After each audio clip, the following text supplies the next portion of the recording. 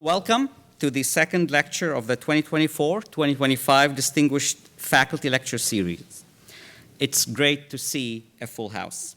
I'm Provost Fouad Abdel Khaliq, and thank you for joining us today for this distinguished faculty lecture on the future computers will be like the human brain, presented by Xiangfei Xia, the Dev and Linda Gupta Professor in the Department of Electrical and Computer Engineering.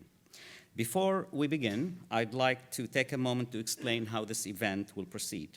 After Professor Xia's presentation, there will be an opportunity for questions. Professor Xia will then be presented with the Chancellor's Medal, which is the campus's highest recognition. At the conclusion of today's event, we will have a reception with a menu prepared by UMass Dining, and I wanted you to know that a recording of this lecture will be posted on the Distinguished Faculty Lecture website in the coming few days, so you can refer to it or refer your friends to it. It now is my distinct privilege to introduce Sanjay Raman, Dean of the College of Engineering. He was appointed Dean of the College in 2019. He is an elected fellow of the Institute for Electrical and Electronics Engineering for leadership in adaptive microwave and millimeter wave integrated circuits. I don't know what that means, but I hear it's a great thing. He also serves on the steering committee of the DARPA Microsystems Exploratory Council and a member of the Defense Science Board. And I can assure you, Dean Raman is a wonderful leader and is a great partner to myself and to the Chancellor leading our great College of Education. Engineering, education. Dean Raman, will you please join us to introduce our speaker?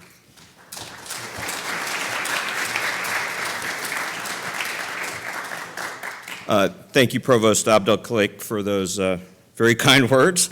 And we are educators as well, so that is not a knock at all. It is my very great pleasure to introduce Dr. Xiangfei Xia, the Dev and Linda Gupta Professor of Electrical and Computer Engineering.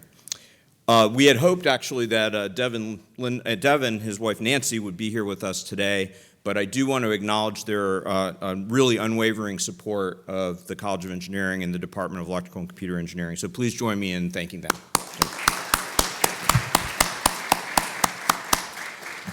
The Gupta Professorship is designed to support faculty within the Electrical and Computer Engineering Department who are pursuing original areas of inquiry in their research.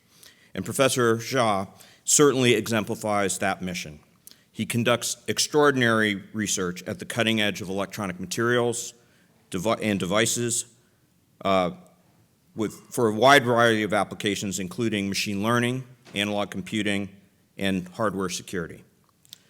Professor Xia co-leads the AI hardware thrust for the Northeast Microelectronics Coalition, or NEMC, hub, one of 8 regional innovation hubs under the Department of Defense Microelectronics Commons Program, which is working towards expanding the nation's global leadership in microelectronics and accelerating domestic semiconductor manufacturing.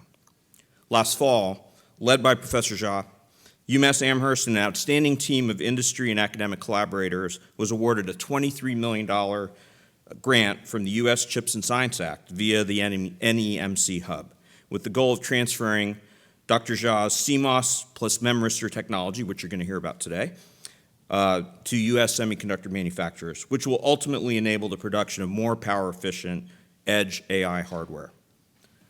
Professor Xia's regional collaborations are part of a growing trend of UMass and the Pioneer Valley becoming a hub of innovative technologies.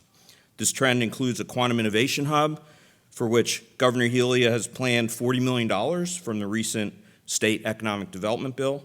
It also includes the new Massachusetts AI Hub, a groundbreaking effort to make Massachusetts a leader in AI and with a center of gravity at the Mass Green High Performance Computing Center in Holyoke.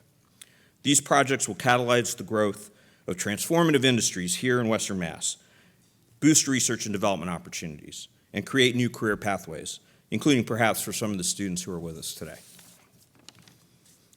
But returning to Professor Xia and what makes his research so unique, he has made several notable contributions in his work in memristors, which are components that control the flow of electrical current in a circuit while also remembering the prior state, even with the power turned off. This quality distinguishes memristors from transistors, which lose their information when the power is disconnected. As Professor Jha will discuss today, memristor networks have a way of mimicking the behavior of the nervous system in the brain, and in the sense that they can both compute and store information at the same time, making them potentially ideal for real-time artificial intelligence and machine learning computing. Professor Jha has been a true pioneer in this game-changing technology. His achievements include integrating the largest memristor crossbar network, fabricating the world's smallest memristor devices in such a circuit, and creating the tallest memristor 3D crossbar array, and devising a process for removing noise from memristors, to name just a few accomplishments. In recognition of this outstanding work, Professor Jha has received an NSF Career Award, a DARPA Young Faculty Award, the Barbara H. and Joseph I. Goldstein Outstanding Junior Faculty Award, and the College of Engineering Outstanding Senior Faculty Award. Each of the last 3 years, he's been listed by Clarivate Analytics as one of the world's most highly cited researchers, and in 2022, he was named an IEEE Fellow for contributions to resistive memory arrays and devices for in-memory computing. Professor Jha received his PhD in electrical engineering from Princeton University, where he was a recipient of the Guggenheim Fellowship, and he spent 3 years as a research associate in Hewlett-Packard Laboratories in Palo Alto before joining the faculty of UMass in 2010. Please join me in giving a very warm welcome to Professor Changfei Jha.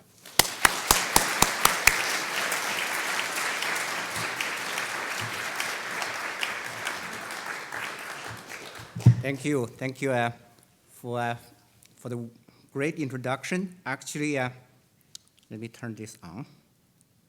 Okay, good. Thank you, Provost Abdul Khalik, Nuruddin Sanjay Rahman.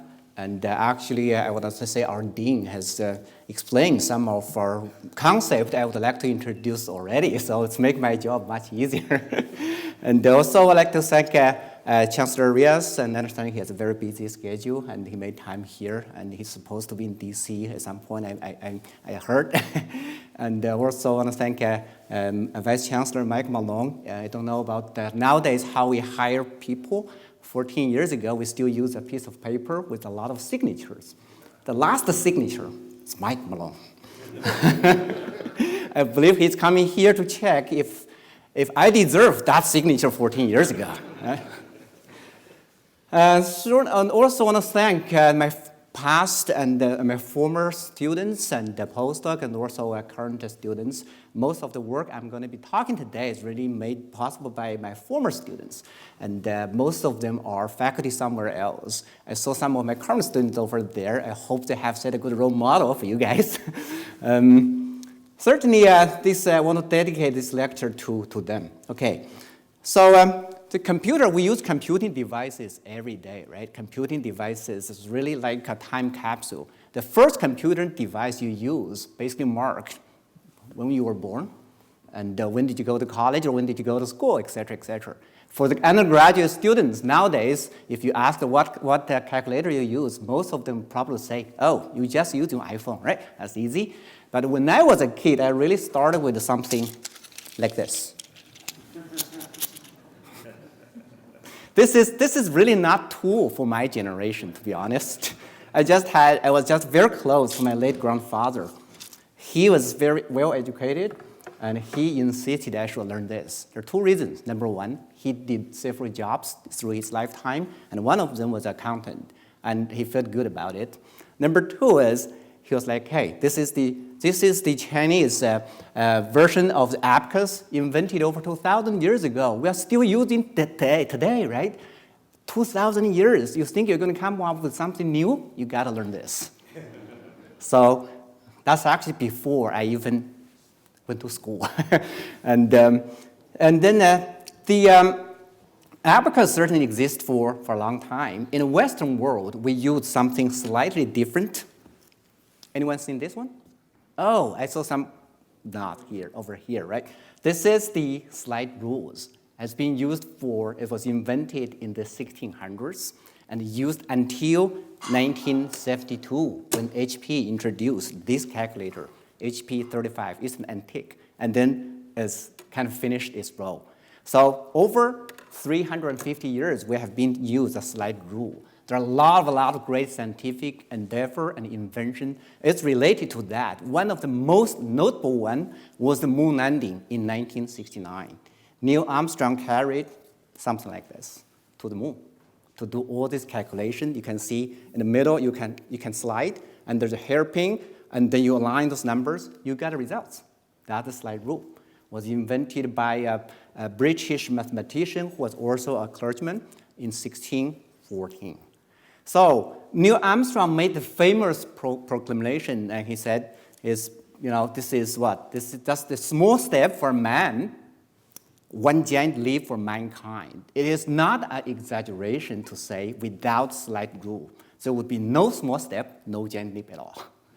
So certainly there's a lot of more sophisticated mechanical, we call this mechanical computer, right? Say, for example, I'm listing some examples here. First one is called the Antikythera.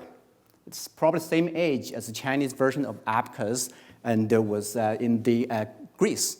So you use the hand to crank some wheels, and then they use this to predict the position of the sun, the moon, the planet at a given time. So that's probably the first analog computer in the world. The other two examples in the middle is the Charles Babbage. We call this the difference engine. So Charles was considered by many the father of computer. So he invented this machine, he never actually finished one, to do the computation so he can make a better table for the polynomial functions. So that's really, by the way, a side story. He actually hired a lady who was the Lord Byron's daughter, Ada Lovelace, who was the very first programmer. So that's the second one. The third one, of course, in the middle, there are a lot of other famous ones. For example, you can use those analog mechanical computers to predict wave. Some of them retired only in the 1970s. I still use them.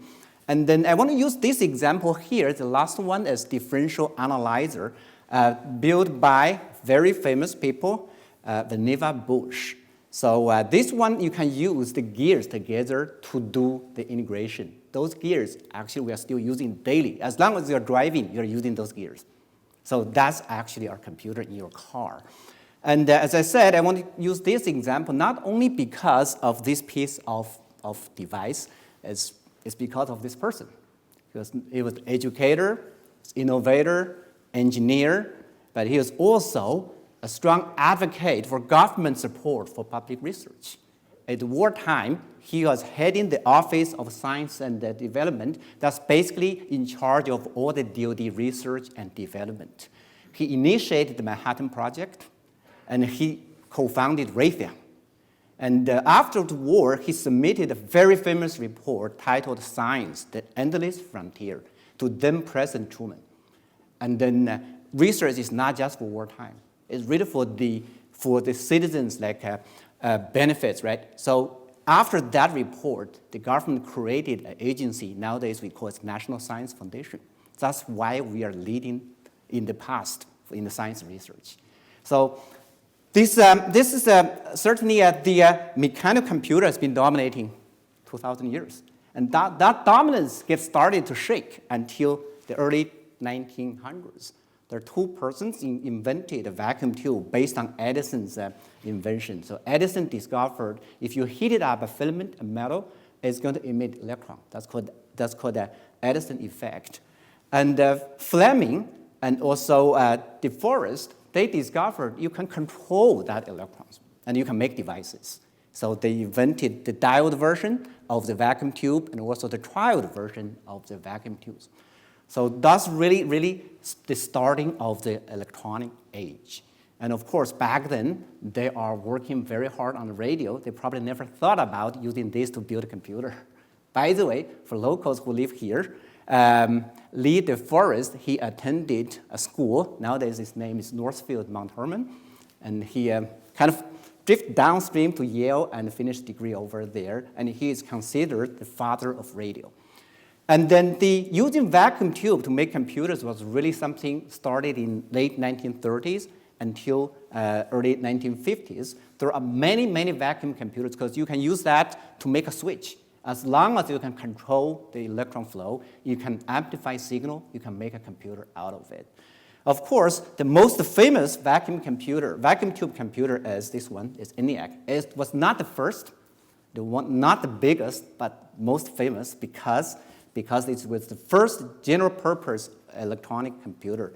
ENIAC stands for Electronic Numerical Integrator and Computer. So we used about 18,000 vacuum tubes back then. You see these two persons, right? They are programmers. It's hard to imagine, right? You have to go inside of a computer and do the programming. That was the ENIAC. And the vacuum tube, you can use it, the switches, right, to make electronic computers, but there's issue with that. Number one is you see the computer is too big. Number two is the lifetime is easy to fail. Think about this. You just think about you have 18,000 light bulbs in your house. And if one is broken, you got to go fix it, right? There's a lot of reliability issues. But certainly this is the computer was trying to design during the World War II to calculate the trajectory of missiles. But it actually was not finished before the war ended. And then how are we going to solve the reliability issue? And there's a new invention. It's called transistor.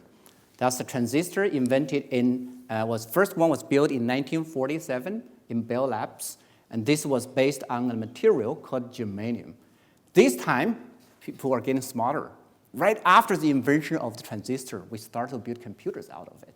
So the first transistorized computer was built in Bell Labs in 1954. So that's only 7 years after the transistor invention. And then, again, was sponsored by the US Air Force. Across the pond in UK, there's also different version of transistorized computer based on the germanium. And then this is, remember, I showed a number there is for the ENIAC, the power is 150 kilowatts. Once we use the germanium transistors, the power for computer is reduced dramatically to 100-watt level. So that's a dramatic improvement. And then a few years later, a young engineer in Texas Instrument, his name is Jack Kilby. When everybody else was on vacation, he went to the lab and put some components on a piece of glass slide. That's the very first integrated circuits. So with bringing everything together certainly is going to have a lot of advantage. For example, each of them is going to have a short distance to talk to each other. You can pack a lot of them together. You can make them together. So that's again, based on material germanium. But if you want to make large-scale circuits out of germanium, germanium is a great semiconductor material, but it is a very difficult process. And then this field really takes off when Bob Noyce is co-founder of Intel, one of the co-founders, and he was considered the mayor of the Silicon Valley. He developed a silicon planar process. Thus made the very first monolithic integrated circuits out of a piece of silicon. Silicon is the material we have plenty of them on the Earth crust, right? And also it's very stable, and when you build it into the circuits, you can have a lot of them built together. Right after that, this field goes wild. That's 1961, and then 10 years later, that's the very first digital processor, the Intel 4004. We can already pack 2,300 transistors on this area. That's translated into about 200 transistors per millimeter square. We start with 4, okay? And then in 2018, there is another chip. The reason I want to use 2018 because that was my last iPhone. iPhone 10. iPhone 10 uses the Apple A12 processor, and then this one already has nearly 7 billion transistors on one chip. That's translated to over 80 million transistors per millimeter square. Everything starts with a grain of sand. As we just mentioned, we got plenty of them over here. For example, this one I'm showing here is a picture I personally took in the Sahara Desert, right? We got a lot of sand over here. Of course, when we build computer chips, we start with better sand, okay? And then we refine the sand and we reduce the silicon sand, it's silicon oxide. and then we make silicon out of it. And then here is, there's a lot of process out of this. We cut them into pieces we call a wafer. It's not just simply kind of metallurgical process. We really want to make sure this silicon is ultra pure. How pure? 99.9999999. 9 nines, okay? That's basically out of 1 billion atoms. 1 billion atoms there. You can only allow for one that is non-silicon. That is extremely, extremely difficult, but certainly a fantastic engineering feat over here. And then starting from here, you're going to build your circuits on this surface. After about, let's say, 1,500 steps, you're going to have something like this. This is the wafer over here, and actually have one piece, if you can ask students to pass them around. This is a 12-inch wafer full of computer chips. I mean, not only the silicon is pure, this is also very brittle. It's just only one request, just be careful to not drop it on the ground. Otherwise, it's going to shatter like glass. Okay, so everything happens in a specific, very special environment we call clean room. Clean room, okay? That is a clean room environment. We control the temperature, the humidity, and also the particle counts. We need to control the environment to be 10,000 times better than, let's say, a medical environment. So that is the clean room. We do have some research ones. I heard we're going to expand that, right? So that is a great thing for the campus. And after that, you can see those, we call it one coupon or a chip. We cut them, we mount them, and package them into a chip. This is going to be something you're going to see in your computer. So that is how we really make a computer chip.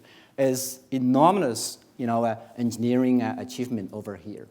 Certainly in the past, let's say 7 decades, we have seen so much, I wouldn't say it's improvement. It's really a progress in this. All this trend can be summarized or already predicted by a law. It's called Moore's law. Gordon Moore, the other co-founder of Intel, predicted 3 years before he started Intel. He predicted in 1965. If we can put more components onto the circuits, by 10 years later, by 1975, we are able to put 65,000 transistors on the chip. He was actually quite modest. The way he argued is very simple. Say, for example, you go to Quincy Market, you have a lot of farmer stands. If you want to have limited space, right, and then you want to have more vendors over there, what do?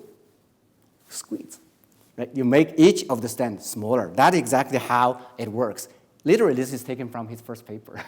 And we do that. We do that, and then this is coined Moore's law. Moore's law has been the driving force. It's not law of physics. It's what's really empirical law. And then you see all this dash line, meaning it's not happening yet, or extrapolation, right? But it's really happening in the past 50 years. If you look at these charts, Moore's law is getting very crowded. You do not have to read every single bullet over here. But certainly with Moore's law, we have made smaller. We have components. We have many, many more components together, so we can implement very, very complicated functions in computing. At the 50 years of celebration for Moore's law, starting from 4004 to the 14-nanometer processor, we have seen the performance up to 3,500 times, with power efficiency up to 90,000 times, and the cost per transistor reduced by 60,000 times. The way we reduce cost is really make that big wafer and all of our components at the same time, so you do not have to repeat everything. So if we want to go back to see ENIAC and compare with what the electronics we have today, right, from vacuum tube to transistors, it's certainly changed our life. In the past, we have to go inside of computer to program them. It's very heavy, it's huge, and it only can do 385 multiplications per second, compared with the iPhone 15. Nowadays, you guys probably have 16. I only have 15, so I use this as an example. It has 19 billion transistors inside of your phone.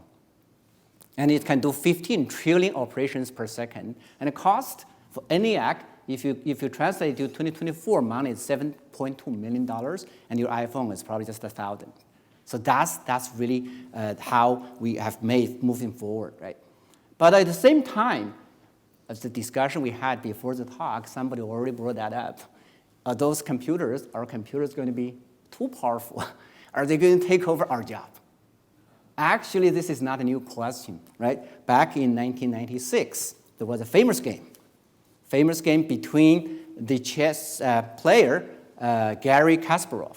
Garry Kasparov was ranked number 1 in the world from 1984 to 2005. So over 20 years, he was the best chess player. And he was playing with IBM machine called Deep Blue, and he lost. That's kind of, he was very sad. It's not because he lost. It's because he was, okay, I'm going to polish my skill and came back to compete with the game. IBM was very smart. What IBM did, IBM decommissioned Deep Blue. No more Deep Blue. There's no competitor anymore. So now Gary is living in New York City, writing books, columnist, occasionally get interviewed and for some political issues. And then IBM decommissioned Deep Blue is ready to build Watson. Watson is on the right. And then Watson made news because it's really beat the Jeopardy champions, right? Brad Rutter and Ken Jennings. So this is not the real one. This is replica. When I visited IBM before COVID, I gave a talk there. And my host said, take a picture with Watson. Which side do you want to choose? I said, I'm going to side with people. So that's why I'm standing right there. Of course, this is just a starting point of panic, if you call that panic. 2016 marks another even higher profile game between AlphaGo and the human champion Lee Sedol from Korea. Chess is on 8x8. It's very simple. And Go game is 19x19. The level of complexity is increased dramatically. And so this is really also the starting of this wave of AI. There was the score, if you have remember, is 4-1. I was very surprised. We actually won one game, right? Our human actually won one game. And then again, there's a lot of noise in the media saying we are going to lose our job and AI is going to take over. But if you look at back, right, this is part of the computer. The AlphaGo Zero used is worth $25 million. And it has over 1,000 CPUs and nearly 200 GPUs. And it burns over 150 kilowatts of power. Some media said it's 1 megawatt of power. And then each game between AlphaGo Zero and our human champion, the electricity bill is $3,000. So that's actually, what they do is we call it a brute force, right? On the other hand, that's our human champion. Depending on the game. In this game, he was drinking a bottle of water. In another game, he was drinking a mug. I don't know, it's coffee or tea. So this game is really, you think it this way, you're asking our best marathon runner to compete with, let's say, Ferrari. Are we going to win? We're not going to win, but does that mean it's really going to outsmart us? I don't think so. Plus, if you look at all this hardware over here, there are a lot of issues if we do not improve hardware. It needs electricity, right? Right now, according to DOE, computing probably consumes about 10 to 15% of the electricity worldwide. If we do not improve our hardware, if we still rely on the brute force approach, by 2040, there would be no electricity just for computing purpose only. This is why last year, if you read news, big corporations like Microsoft, Meta, Amazon, Google, they all turn their eyes to nuclear power. That's going to be scary. Okay. Secondly, when we do the computing for the AI, we emit what? Carbon dioxide. And this is the data actually from UMass. Our colleague in computer science did an estimation to train a transformer, which is only 200 million parameters, compared with now this model as small. To train such model with GPUs, we can emit the amount of carbon dioxide to the air is going to be equivalent to that from the 5 US cars in a lifetime. So that's not very environment friendly. On the other hand, we need fresh water. Fresh water is a very much needed resource. We need fresh water to cool those computers. And then the water withdrawal globally for AI by 2027 is estimated to be 5 times of the freshwater withdrawal in a country as big as Denmark. That's scary. Right? This is not, last but not least, also it's very costly. We all talk about buying GPUs for computing. If we cannot afford GPU, they're very good in marketing. Okay, you can rent our GPU. It's only cost, say, for example, $1.5 per hour. You can run your model. But if you run your model there with NVIDIA's GPU, say, the prevailing language model, GPT-3, right? This is behind the ChatGPT we all use, has 175 billion parameters. That's basically 1,000 times larger than the transformer here. You're going to pay $10 million for the training fee. That's another layer of problems because that means only those super rich or big corporations, they can afford AI. But we do AI, it's really trying to benefit everybody. So all this is really because the way, what's the bottleneck in computing? Actually, in those AI computing, bottleneck is really in the matrix operation. So this is very fresh data for GPT-3, and the SK Hynix measured over 92% of the computing resources allocated to do the vector matrix modification. That's a very fundamental mathematical operation over there. You need 92% of resource for that. So if we can address that, that'll be great, right? That's the bottleneck. The reason for that is on the hardware side, most of the computers nowadays we use is based on an architecture invented in 1945 by John von Neumann. The von Neumann architecture separates the processor and memory unit. What does that mean? That means whenever you need to store intermediate results or fetch a command, you need to go through this bus. And that can be very slow. If there is a lot of traffic and you have to wait over there. I consider this as a one-way lane, but you have many-way traffic. So we have to wait over there. The data shuttling is really, really time-consuming and also energy-hungry. There are, of course, different solutions for that nowadays in industry, which the one way is very straightforward, right? You think this is too narrow? Why we expand that, right? So that is the solution we call high bandwidth memory. Bandwidth is basically the rate of data transfer across a given path, right? So the way you do that, you expand the highway. This is exactly like you expand a highway. This is the example of a highway in Texas, Houston, Texas, both to be the widest in the States because it has 26 lanes both ways together. So you expand the highway, you're going to reduce and make it faster. The second approach is called on-chip cache. Cache is a smaller, faster memory. You put them closer to your processor. So as a result, you do not have to go to your memory every time. If you use those data frequently or those commands, you put it in the cache. And this is like if you want to read a book and you read it often, you do not have to put it back on the shelf or even return to the library. You can just put on your coffee table and you can get access much, much faster. So that's the on-chip cache idea. But what we believe is the fundamental approach is really to bring the computing to where the data is, what we call in-memory computing. So why in-memory computing is going to solve the problem. I'm certainly going to delve a little bit more on that. But an analogy I want to give is during COVID, everybody works from home, right? Did we see much traffic on the road? We don't. So because we work from home, and then we send only the important data out over there. So that is the in-memory computing concept. But how does in-memory computing address the matrix operation problem? We just mentioned the matrix operation takes over 90% of the computing resource. Here's a comparison. In a digital way, if we do a very simple matrix operation, say the vector times a matrix, you need a multiple number of multipliers, adders, et cetera, and you also, according to von Neumann architecture, you need to go frequently between the memory and the processing unit. So that's why. And also, if you have, say, for example, if you have 100 by 100 matrix to work with, and we did estimation, you probably need over 18 million transistors for that operation. On the other hand, in-memory computing is a different concept. What we talk about is really analog in-memory computing.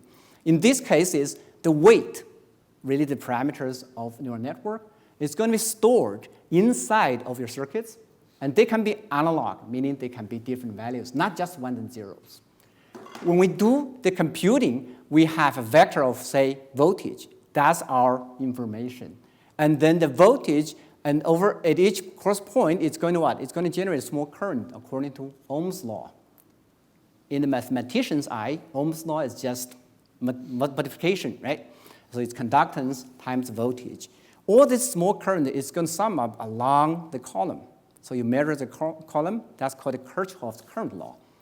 And then you're going to measure the computing results. We can measure all the column at the same time, regardless of how many columns you have.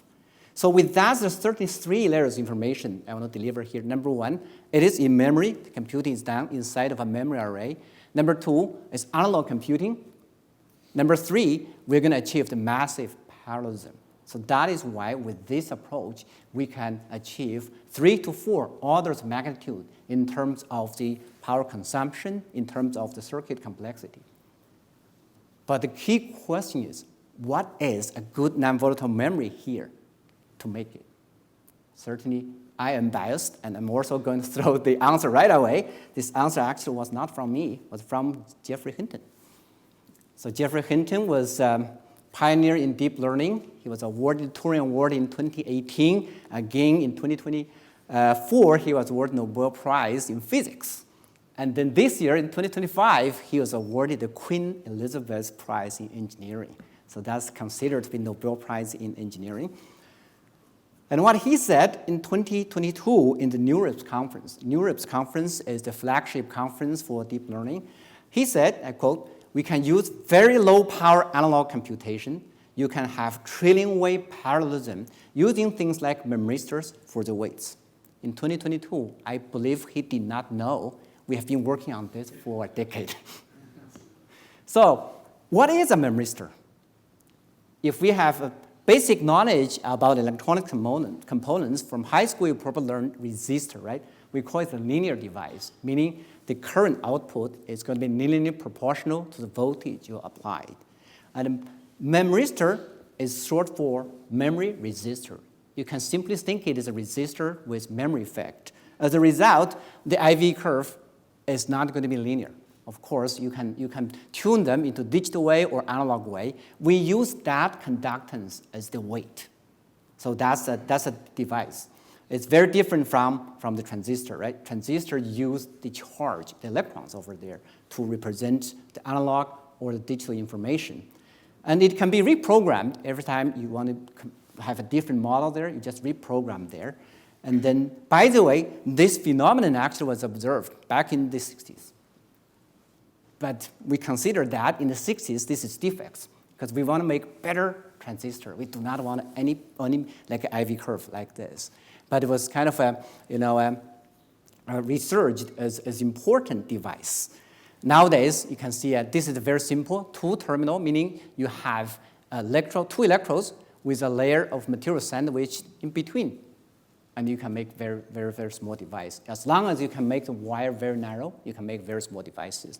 One of the devices we developed at UMass, it's shown over here, is actually the workhorse for a lot of our demo I'm going to show later.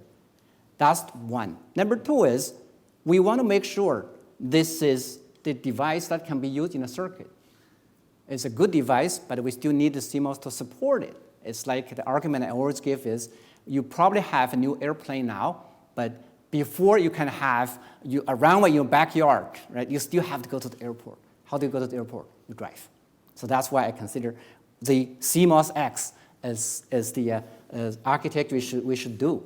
Back in the days when I was in HP Labs, I made the very first CMOS plus memristor circuits. And then really the idea is you want to take advantage of the great properties of emerging devices and also the very mature infrastructure of the CMOS industry. That should be the way to go. It's a very practical approach.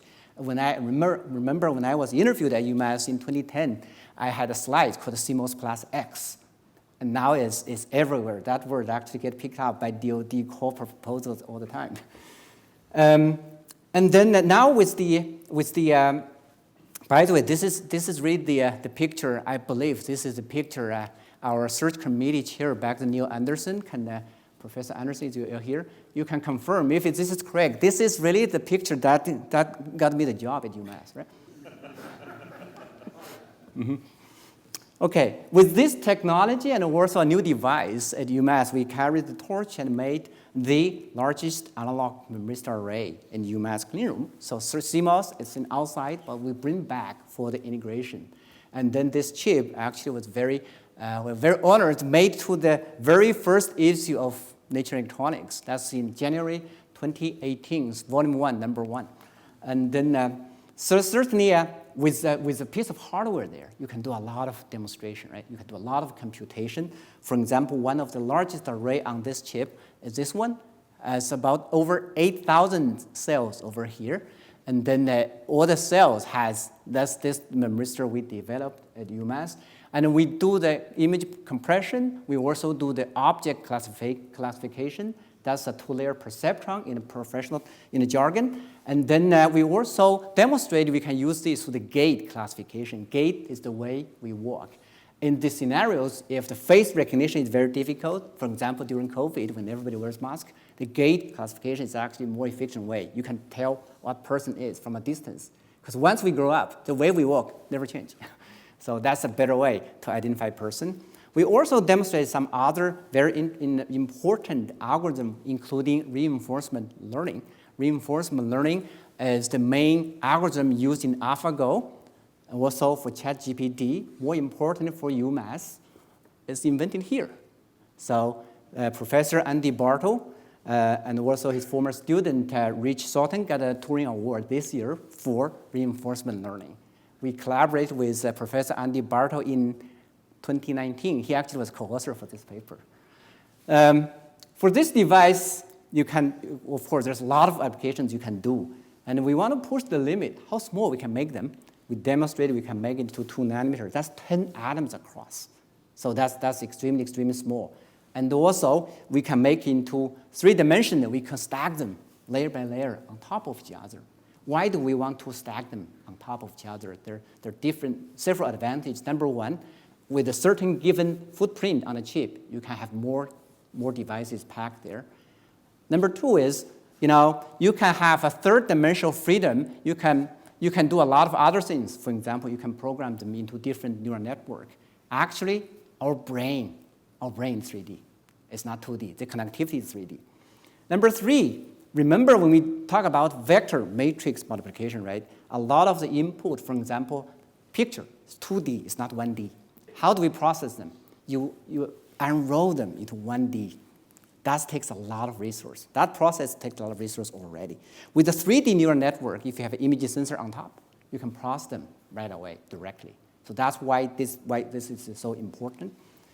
But of course, after all this demonstration in university, we figured this probably can go to industry. So we spin off small startup back then, and right now it's based in the Silicon Valley. And then this is a wafer. Also, the wafer you guys just saw is from the startup. And we move this process and device into industry. We can make them in a foundry now. And we pack some of the chips. Some of them actually came back. Our students are actually working with them. We demonstrated some other very interesting applications, for example, for RF signal processing. This is widely used in the communication system. We can do the natural language processing. We can also do, should be a video over here. This is, you can also do the pupil center net gaze. That's the detect where your eye's going. The importance for that is, we talk about AR, VR, when you wear a glass over there, this can automatically detect where are you looking at. And also, for scientific community, we use this to do the partial differential equation solver. So there's certainly open field for a lot of the applications. This is also perfect timing. We talked about government support for research is important, right? And then in 2022, the former President Biden signed the CHIPS and Science Act. For those who watch news, who probably know why I use this title for this slide. This is a shout out to the current president. He gave a talk to the Congress on March 4th. He used an often word. But anyway, certainly, why I think it's a great thing is this is certainly the largest, I would say the largest U.S. Government support to scientific research. And science and the CHIPS Act total is $230 billion. Before this, the largest investment from the government was the Apollo program.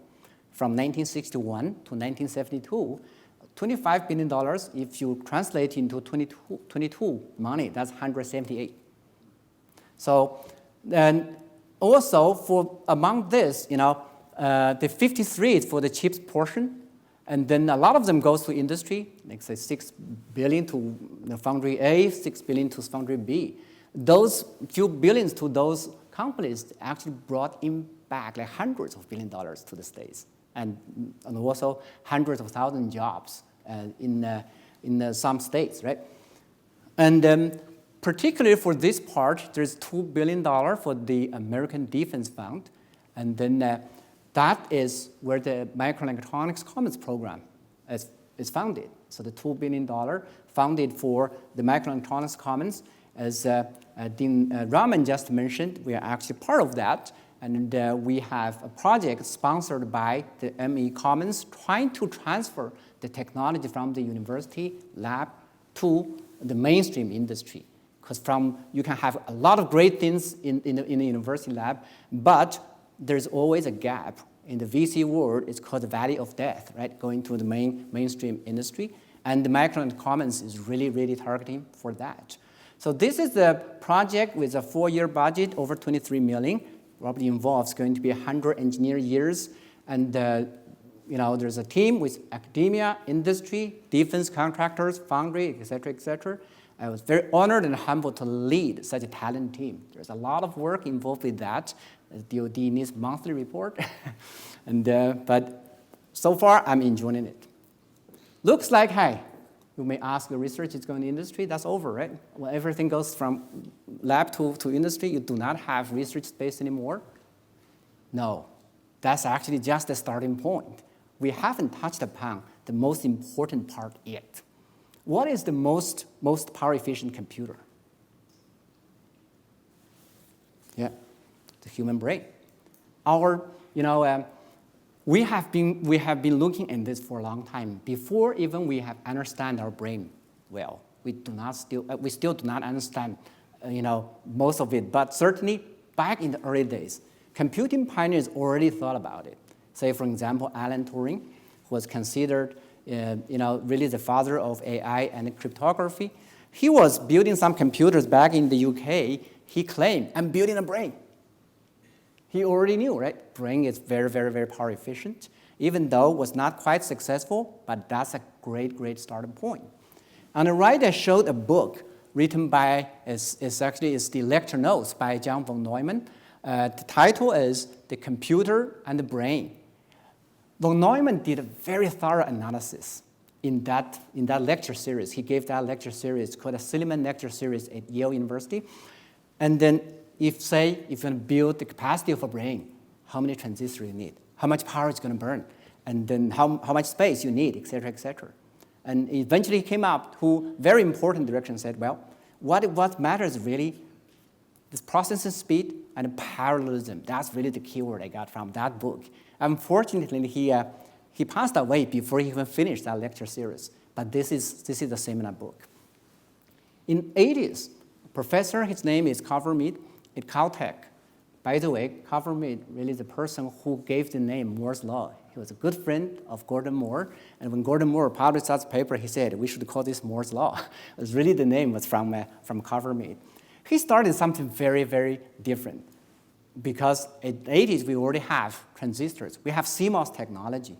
He was trying to build, neuromorphic is field. The term he really created is called neuromorphic computing. Use CMOS to mimic brain function to build circuits. It has limited success. But why it took that long for us? Number one is we probably did not understand our brain better. Number two is, it's so complicated. You look at part of this, in our brain, right, we have about, let's say, 100 billion neurons. Each of them are connected to 1,000 to 10,000 neighbors. And how are we going to communicate with each other? It's through ions. And transistors work on electrons.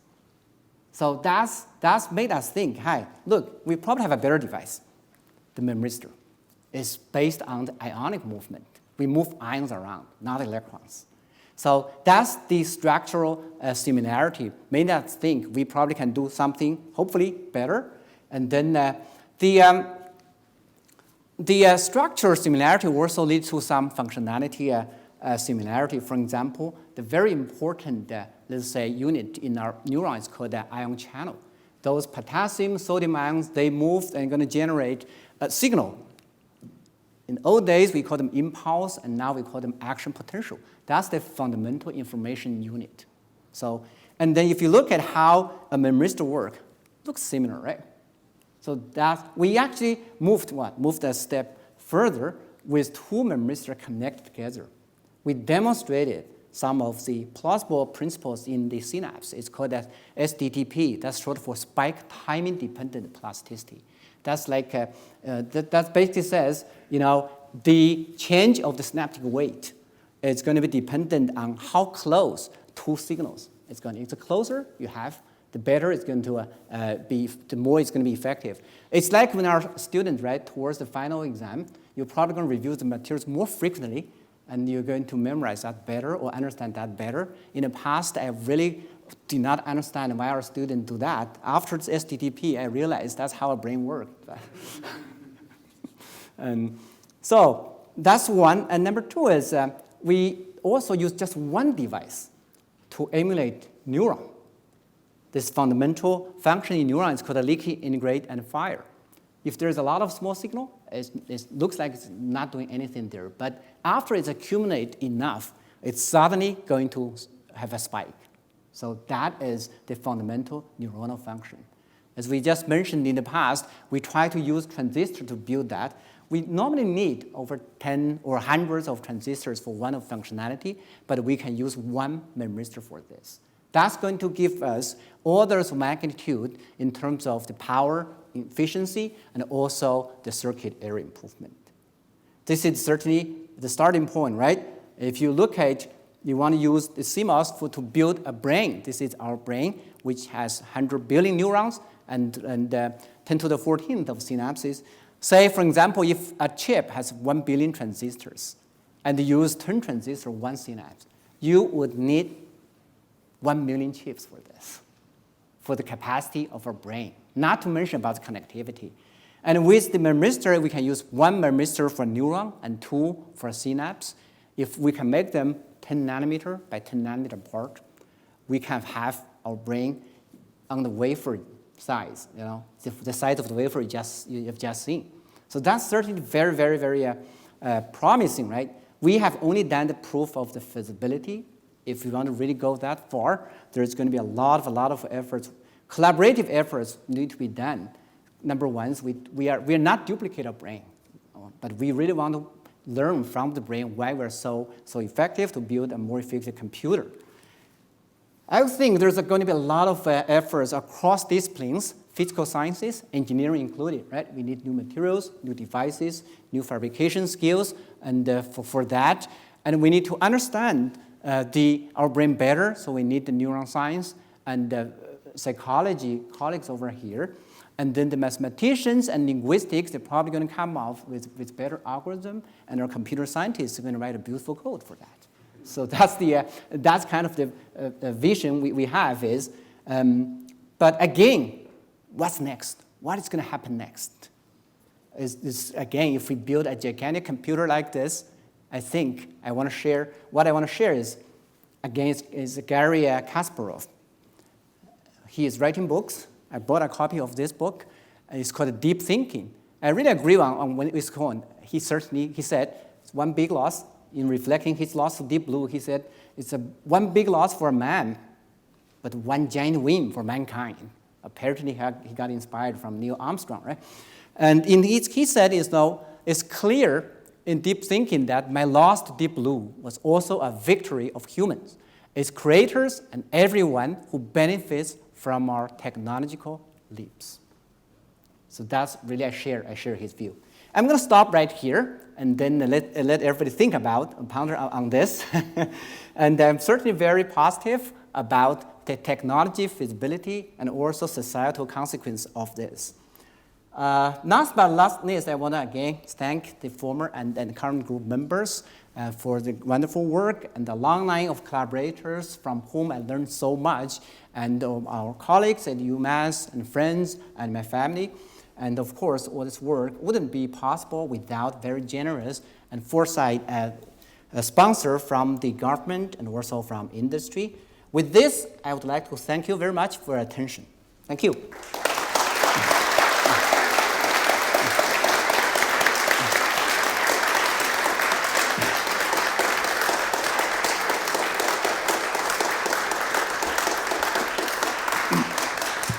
Thank you. Thank you so much. This is amazing. And I think what we're going to want to do now is open the floor for some questions. I'll let you manage that. And I think our staff are going to have a mic there. So if you want to ask a question, just raise your hand and our colleagues will get to you. Thank you. Thank you for the lecture today, Professor. That was really interesting to see. So my question is going to be, how do you see the implementation of quantum computing infrastructure with AI in the future? And do you think we can keep up a sustainable development of that with other countries who are also investing in both AI and quantum computing? Thank you. Is that a technical question or political question? Okay, regarding quantum, we certainly have a couple of experts over here in the audience. I think I'm going to defer to them about the technology advancement. I'm not keeping up with that. In terms of how are we going to keep up with the entire world? This is a great question because 10 years ago, 20 years ago, we never asked questions like this, right? We are always number one in this country. But now we are lagging in some of the aspects, including quantum, including AI. Part of the reason is really the government support. I think we certainly need much more support from the government to those cutting-edge research, and then the government research should be long-term, and we are not looking at, say, you're going to support the research, and then you're going to see the marketplace tomorrow. That's not going to happen. So we certainly, excuse me, need to be patient as well, because science has its own let's say, timing over there, its own. And that's also why I used the picture of the Minerva Bush. It's looking so far ahead. After the work, he said we need to support this for the benefits of our U.S. people. I don't know if that answers the question, but okay.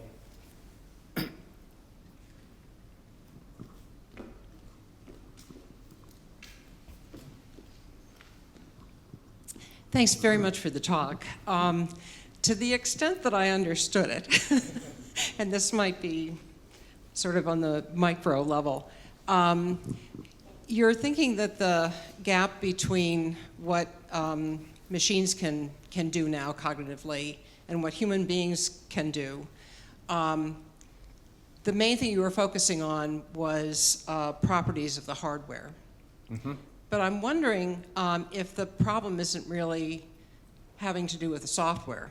Because we know since the middle of the 20th century that Chomsky identified the problem of the poverty of the stimulus, that if you look at kids learning language, the behaviorist models would have required orders of magnitude more data than the kids actually have. Not only that, but the data is pretty crappy. But the kids somehow seem to acquire language anyway. And the solution, which was pitched at the level of cognition, not at the level of the hardware, was that there's stored information. There's information that somehow the genome manages to get into our heads cognitively that simplifies the task. And this is turning out to be the case in vision as well, that the way we construct images, the way our visual systems construct images, makes use of stored information that pare down the possibilities consistent with the retinal array. So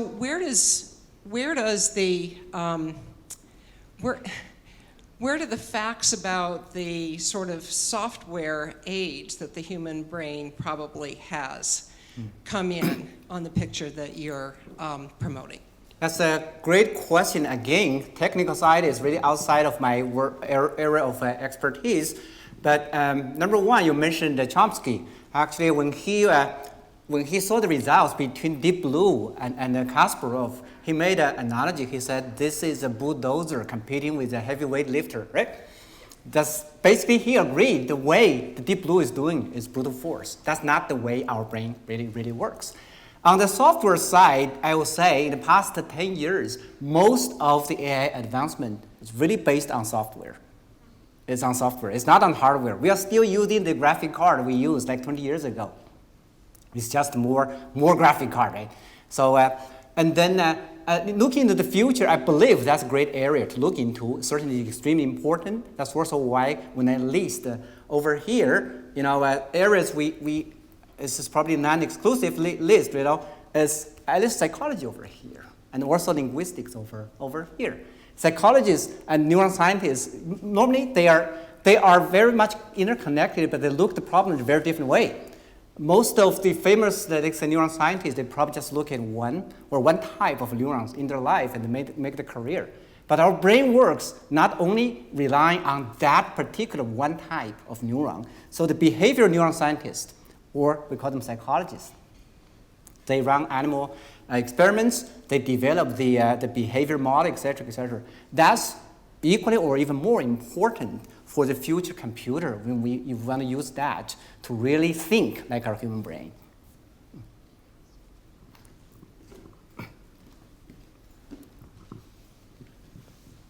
Well, thank goodness I signed the paper 14 years ago. We had a little conversation before your talk, Xiangfei. I think I'm asking, what's the analog of Moore's law for this kind of technology? Where is this going in the future? Certainly for the needs for the computing power, right? And before 2012, it's like Moore's law. Every 2 years, the needs double every 2 years. Suddenly after that, it doubles every 2 months. We are not keeping up with that. And then we really do not have a solution for that. Rather than just, as a lot of other universities doing, right, we just buy more GPU. So in the future, what is going to be like to be is really we need to look into the brain, how to learn why our brains it's so efficient, and then go down that path.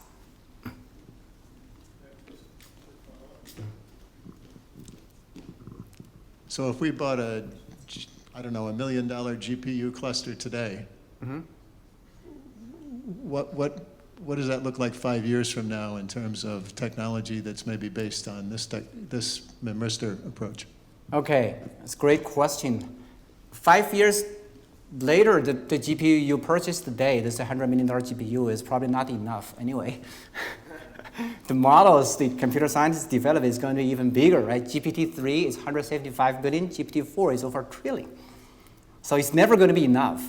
And then in 5 years, if you look at the memristor technology, I would say right now we just have the baby step. We had some demo chip, but I'm very optimistic because our first demo is already 8,000 devices. And the first transistorized computer built by Bell Labs have 732 transistors. So given enough support and given enough people working on this, I think in 5 years, we should see this at least on the industry level. If you want to design a chip with memristor technology, you should be able to do what you are doing now with CMOS chip. Design in your lab, we call the process tape out, right, in the foundry and bring it back.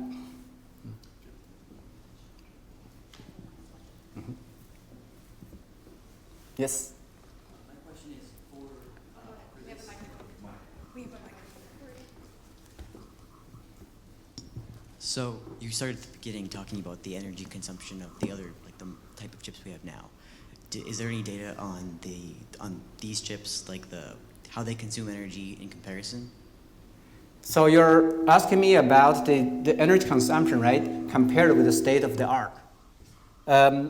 Well, as more than often is I'll say, is kind of apple to orange comparison.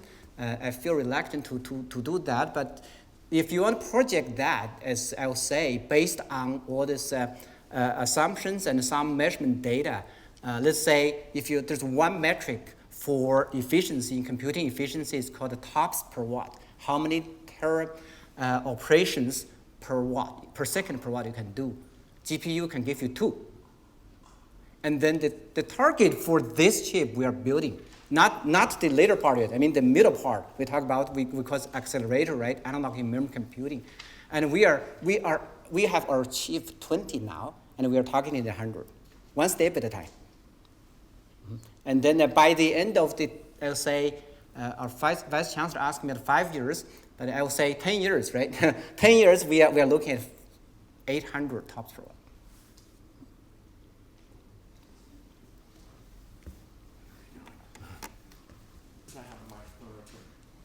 Well, I can stand over here.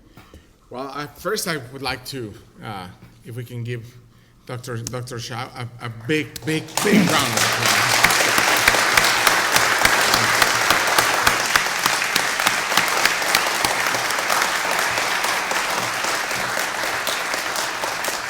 I have to say that I always enjoy these kinds of lectures. Just seeing the room, the energy that you bring into it, the history lesson you gave us, and the inspiration that you just gave us to think that in the next 5 to 10 years, we're going to see a continuous revolution of this.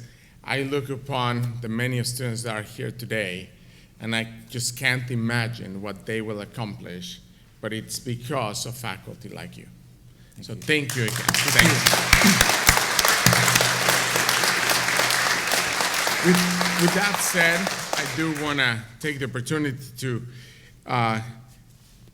give you this medal. That it's a small recognition in your career, but it is the Chancellor's Medal that we bestow on our faculty in the Amherst campus as the biggest honor that we can give to our faculty members. I can tell you that it always feels something that it's perhaps not enough, but I can tell you that what you're doing and how much it shines on our campus, we give you this with tremendous appreciation and recognition. And we hope that you can continue to inspire us for many, many years to come. So, Dr. Xia, congratulations. This is the chance. Thank you.